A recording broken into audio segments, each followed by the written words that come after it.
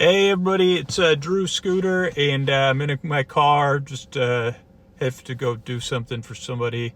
Don't worry, I'm maintaining distance, but I wanted to do a stream. Last night I couldn't get Instagram Live to work. I think the network was overloaded or something. But I'm going to tell you why you should tell a bedtime story, but I had that written down, and I don't know. Oh, I know why it is. So I'm going to give you why you should tell a bedtime story, and then a simple structure for a bedtime story. I've been doing these. I'm trying to do them every single night. And so why you should tell a bedtime story. I mean, one, I've been telling it fights loneliness. It's good for the heart. But I want to give you a specific reason. And tonight I'm telling you why you should tell a bedtime story is crankiness. I don't know if anybody else got cranky the last few days, but holy moly was I cranky today. And it's natural, right? We're all out of our elements. We're all trying to adjust and trying to do our best. And crankiness or grouchiness or whatever it is can come with that. And what better way to get out of your head and focus on something else and to tell a bedtime story. And I'm not kidding, this actually works because I was cranky all morning. I didn't sleep great. Then I had life stuff, the human stuff. And then at about 3 o'clock, I had to go home and record an intro and a thank yous for the show. And by focusing on that, it took me outside of what I was spun out about and just general malaise. And Evo was cranky yesterday, so it's human. This is as human as it gets. So, telling a bedtime story or telling yourself a story can get you out of that crankiness, and it's worth a shot. It's free. It's under your control. You can do it for yourself. You could do it for your plant. You could do it for your stuffed animal. You could do whatever. You could do it for another person. But we're building our way up to that. So that's why you should tell a bedtime story tonight. Maybe you'll be cranky now. Maybe you'll be cranky tomorrow, and you say, "Hey, Evo, remember when you told your pipe collection a bedtime story? Wasn't that fun? Really put me in a good mood." And then you can look at it tomorrow, and maybe it'll decrankify you. So Lullabies for Grown-Ups is going to be probably going on at 9 o'clock tonight, so follow their page down there. So simple structure for telling a bedtime story, and this kind of goes into being cranky, is I'm sure this is a self-help technique somewhere out there, but I think this could be a fun structure for a bedtime story, is to write yourself a letter for tomorrow. Sometimes you'd be like, what? Wait, say, I'm sorry, what? So I was just thinking of this, it actually fits a good bedtime story. So you say, "Dear Scooter, I'm just writing you a letter. Hope you're doing good. Miss you much. Blah, okay, I'll pretend to call Nana. This is usually my structure. Hey, Nana. Hello? Yeah, Nana, it's me again. Yep, no, it's time for me to tell you a bedtime story again. Yes, I know, Nana. I wish I was there to rub your elbows. And did you pumice your ankles yet? Okay, Nana. I'm going to tell you a bedtime story. So I'm going to put you on speaker. You're on speaker, Nana. Don't worry, you're on mute. Oh, Nana, could I send you a letter to yourself on your behalf? Dear Nana, I know yesterday wasn't easy, but I'm thinking of you right now, thinking of you waking up tomorrow. Another day, Nana, and we don't know if it'll be easy or we don't know if it'll be hard. But Nana, I like to think of your ankles. Some people call them cankles. I don't even know what that means, Nana. Especially how I guess this is a letter from me to you, Nana, but really it's to myself, since, Nana, you're the Nana in my mind. Nana lives up here for me. I never had a Nana. Yes, Nana, I know. So, Nana, I so miss pumicing. I never pumiced your ankles, so that probably wouldn't be a good idea. Hey, Nana, are there any good what are those called? Cross points where you talk about pumice stones? So right now I feel like a pumice stone that's been rubbing ankles for about 2.5 weeks, and I think we all do. We talked about a couple nights ago how maybe everybody on planet Earth feels like they lost their bathing suit. But I think everybody else on planet Earth could also agree they feel a little bit like a pumice stone at where it gets used. I mean, some people might feel like that. I also kind of feel like the pumice stone that's been in the drawer for too long. I'd like to get out and, what it is it exfoliating? Nana, could you call it exfoliating when there's so many layers of skin there that need to be pumiced away? On your sweet, sweet heels, oh Nana. This was supposed to be something helpful for the listeners, something for them to think about, a letter to themselves. So now I'll return to our original purpose. Dear Nana, do your best today. Some reason I'm picturing Jimmy Fallon doing his thank you notes instead of picturing you getting out of bed. And remember, Nana, we're human. I don't know if you want to start your day with ice cream tomorrow, but I'll picture you starting your day with a big bowl of ice cream. Nana, have you ever I never tried to put cereal on ice cream before. How come I've never thought of that till right now when I was writing you this letter?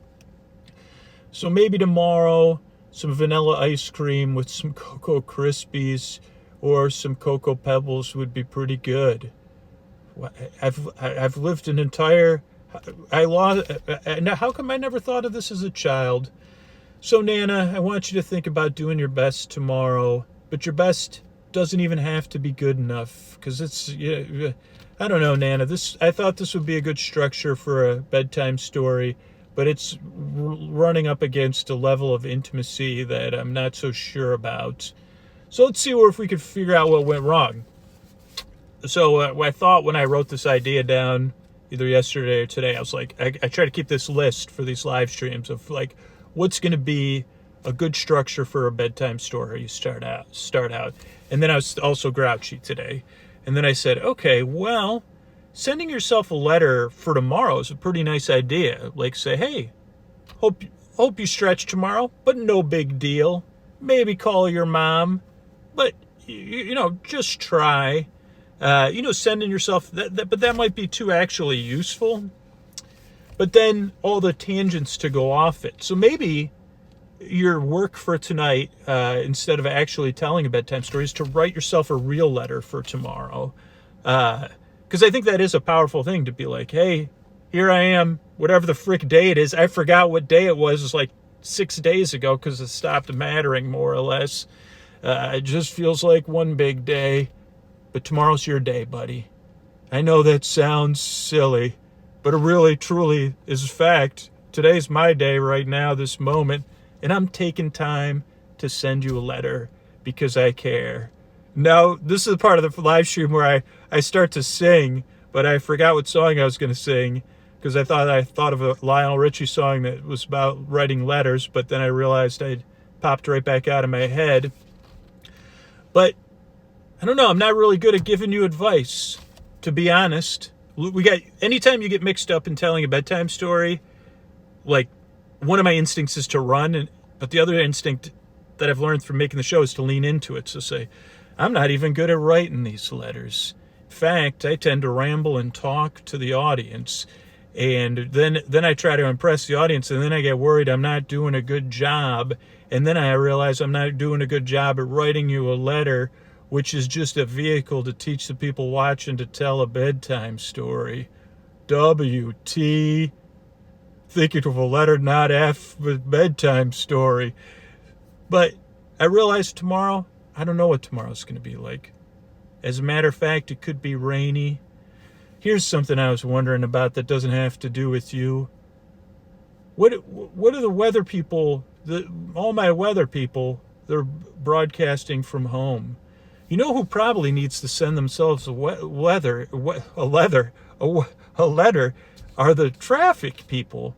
Now, my traffic person, I have two, but lately I've been watching Sal Castaneda, and he's one of my favorite traffic people.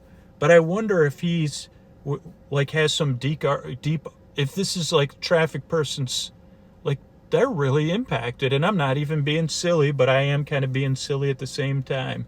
So Sal's spinning music right now. And then I think about the weather people. They're doing the weather from their home. So what does that mean? Like, I guess now it's a good thing we got the internet for them, because otherwise they'd be, what would they do? I don't know. I guess I was supposed to talk around all this stuff, but I'm not even. Dear Drew, remember tomorrow not to talk so on the nose about everything, but it's a good thing you won't do that in the podcast, right? Oh no, I won't. I just got a letter back from myself in the future. So just remember, you don't got to be perfect. You don't even have to be half perfect right now, because that's not even a thing. Except it could be a thing if we could think about what's half perfect. A half a pie is half perfect. A half a bowl of ice cream with a half a box of Cocoa Puffs, that's half perfect. It's half past perfect, we know that. What time is it there on planet Earth right now? Well, it's about half past perfect. Halfway to the other thing, I'd say, too. But we're just living in the moment. When it's half, there you go. There's your point for tonight. What is that thing called? Cross stitch, or with the thing you put on a pillow. When it's half past perfect, you can only live in the moment. Dear Drew, try to remember that. Also, do me a favor and Google if it's cross stitch or cross point. Normally you remember when you were recording the podcast, but right now you don't. Maybe all of you could write nice letters to yourselves, though, and not be silly. I mean, I guess maybe there's some subconscious part of me that's like, oh boy, this is too intimate. I got to pull back, and then I might get mixed up. I think it could be a nice letter. Like, so letters are structured with like an opening, dear, and you can send it to your teddy bear or your pillow. Forgot the names of my pillows. It's been so long since I've done an episode about them. What if I had a pillow named Lloyd? That's a nice name for a pillow. Dear Lloyd, great job last night. What's it like spending 6 hours shoved in my armpits? How is that? And then I toss you aside because you're just too darn warm. Wonder how that feels. Something. I don't know. So those are just a couple things I was thinking about. I'm thinking about all of you. If anybody out there needs some extra help, you could click the link in my bio. It goes right to the crisis text line, and you could get help. I'm trying to collect other mental health resources and crisis resources for this time because it's not easy. It's not easy for anybody right now. And remember, like, the reason I'm trying to encourage you to tell bedtime stories is for your comfort and for other people's comfort, but also to give you something that you have under your control, because there's not a ton we have under our control right now, and there's not a ton, there's just not.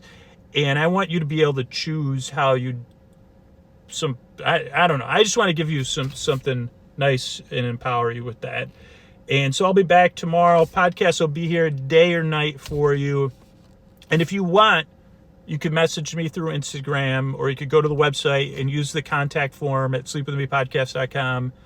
And I always check that email too. And just let me know, did you send a letter to yourself? If anybody wants to, you could send it to me. I don't know if I would use it on a live stream because I realize it's pretty private, or if you did a silly one, I don't know. I wish I had all the answers, but I don't. I can only be here to tell you bedtime stories and to encourage you. And maybe that's all that matters, right? I don't even know what half perfect means. So I just want you to know that you're not alone, and it can feel that way. But in some weird sense, we're all aware of that. We're experiencing this loneliness, and this frustration, and this grouchiness, and this unfamiliarity, and this FEAR. And that's not to diminish all those things you're feeling, but the whole globe's feeling it. And I don't know, that is reassuring to me in some way, and it makes me feel less alone. And I don't know if that helps you. But when you feel lonely, tell a bedtime story, and you could tell one to yourself, or send yourself a nice letter. And I'll be here tomorrow, or I'll be maybe tomorrow morning. I keep meaning to do one in the morning, but I'm so grouchy in the morning. So thanks everybody. It's getting dark, and I got to finish. I got to go help somebody. So I'll be in touch soon.